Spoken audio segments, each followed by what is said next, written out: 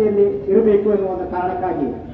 ಯಾಕಂದ್ರೆ ವಿದ್ಯುತ್ ಇಲಾಖೆಯನ್ನ ಖಾಸಗೀಕರಣಗೊಳಿಸಿದ್ರೆ ಈಗಾಗಲೇ ರೈತರಿಗೆ ಕೊಡ್ತಕ್ಕಂತಹ ಕೆಲವು ಫ್ರೀ ಯೋಜನೆಗಳು ಕೈ ತಪ್ಪುತ್ತವೆ. ಭಾಗ್ಯ ಜೊತೆ ಇರ್ಬೋದು, ಕುಟೀರ ಜೊತೆ ಇರ್ಬೋದು, ರೈತರಿಗೆ 10 ಎಚ್ಪಿಯವರಿಗೆ ಕರೆಂಟ್ ಫ್ರೀ ಇರ್ಬೋದು, ಇವೆಲ್ಲ ಖಾಸಗೀಕರಣಗೊಂಡ್ರೆ ಕೈ ತಪ್ಪುವಂತಹ ಸಾಧ್ಯತೆ ಇದೆ. ಆ ನಿಟ್ಟಿನಲ್ಲಿ ರೈತ ವರ್ಗದವರಿಗೆ ಬಹಳ ಅನ್ಯಾಯ ಆಗ್ತದೆ. ಜೊತೆಗೆ ಖಾಸಗೀಕರಣಗೊಂಡ್ರೆ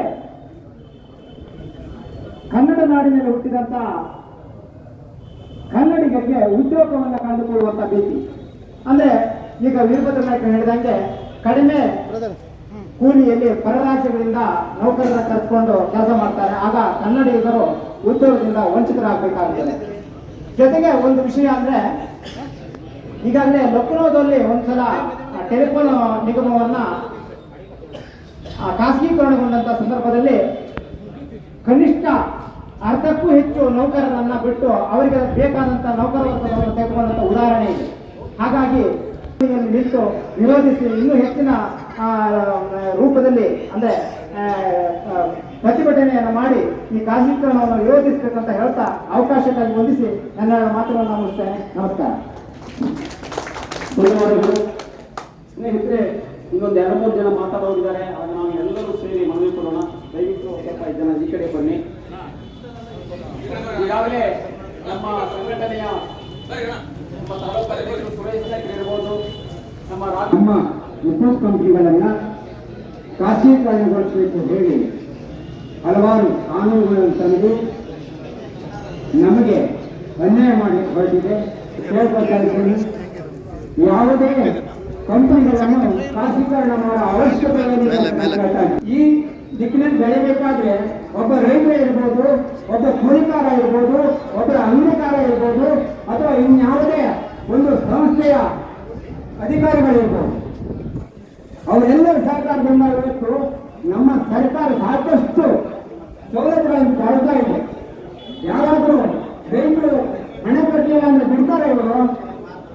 ಇನ್ನೊಂದ ಸರ್ಕಾರ ನೌಕರರು ಕಳಿಸಿ ಆದಂದಾಗ ಲೈನ್ ಕಟ್ ಮಾಡ್ತಾರೆ.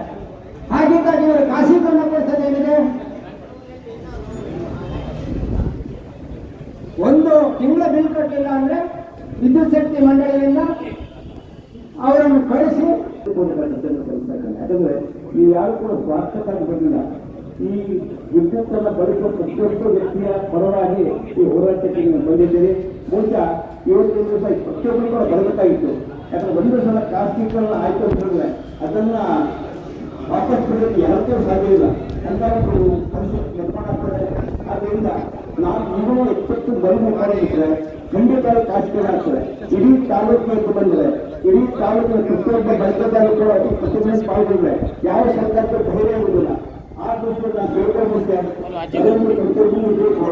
ಆದ್ದರಿಂದ ಬಂದಿದ್ದರೆಲ್ಲ ದಯವಿಟ್ಟು ಎಚ್ಚೆತ್ತುಕೊಂಡು ಇದನ್ನು ಖಾಸಗೀಕರಣ ಆಗೋ ಕೂಡ ಬಂದು ಇಡೀ ತಾಲೂಕಿನ ಪ್ರತಿಭಟನೆ ಹಾಕಬೇಕು. ಸರ್ಕಾರದ ಹಳ್ಳಿಯ ಪರಿಸ್ಥಿತಿ ನಿರ್ಮಾಣ ಮಾಡಬೇಕು. ಯಾಕಂದ್ರೆ ಜನರ ಎಚ್ಚೆತ್ತುಕೊಂಡು ಸರ್ಕಾರ ಏನು ಮಾಡಲಿಕ್ಕೆ ಸಾಧ್ಯ ಇಲ್ಲ.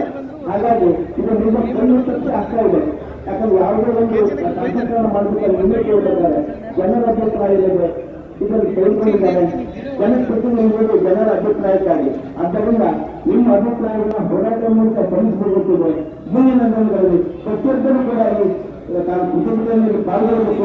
ಒಂದು ಸಣ್ಣ ವಿದ್ಯುತ್ ಸಮಸ್ಯೆ ಆಯಿತು, ಎಲ್ಲೋ ಒಂದು ಮರ ಬಿತ್ತು ಅಂತ ಹೇಳಿ ನಾವು ಕಾಲ್ ಮಾಡಿದ್ರೆ ತಕ್ಷಣ 1-2 ಗಂಟೆಯಲ್ಲಿ ಅದನ್ನ ಸಮಸ್ಯೆಗೆ ಸ್ಪಂದಿಸ್ತಾರೆ. ಇವರು ವಿದ್ಯುತ್ ಖಾಸಗೀಕರಣ ಮಾಡಿ ಎಲ್ಲೋ ಬಿಹಾರ ಎಲ್ಲೋ ಉತ್ತರ ಪ್ರದೇಶ ಎಲ್ಲ ಹಿಂದಿ ಮೂಲಗಳನ್ನು ಇಳಿಸ್ಕೊಂಡು ಬಿಟ್ಟರೆ ಇಲ್ಲಿಯ ಜನರ ಭಾಷೆಗಳೂ ಕೂಡ ಅವರಿಗೆ ಬರೋದಿಲ್ಲ.